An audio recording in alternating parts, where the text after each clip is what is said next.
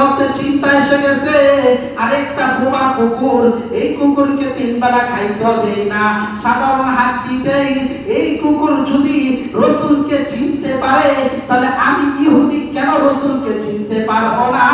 এবার ইহুদি পয়গম্বরের কাছে গিয়া বলে, ও মায়ার নবী আমার, আর দেরি নয়, আমাকে পড়ায়া দেন আশহাদু আল্লা ইলাহা ইল্লাল্লাহু মুহাম্মাদুর রাসূলুল্লাহ সাল্লাল্লাহু আলাইহি ওয়াসাল্লাম।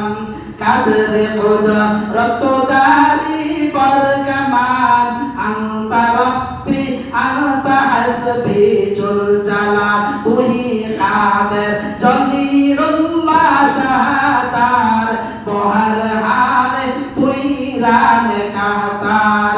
ও কাসারের মুসলমান এলাকা, যুবক ভাই দিলের কানটা লাগায় শুনবেন।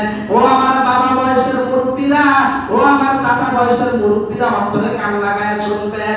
একটা কুকুর যদি রাসূলের জন্য এত পাগল হইতে পারে, তাহলে আপনি আর আমি কেন সেই নবীর উম্মত হয়ে রাসূলের জন্য পাগল হইতে পারি না?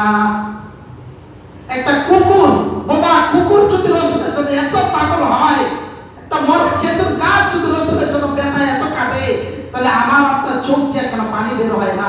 রাসূলের ব্যথা একটু মায়া লাগে না কেন? কেন নামাজ পড়ি না? কেন সাজদা দেই না? কেন রুকু দেই না?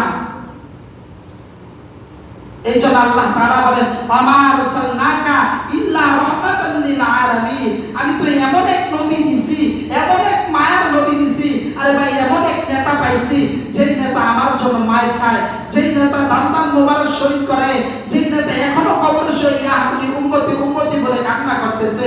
আজকে সেই নেতা বাদ দিয়া দুনিয়ার নেতার পিছনে আমরা ছুটছি। আল্লাহ রাসূল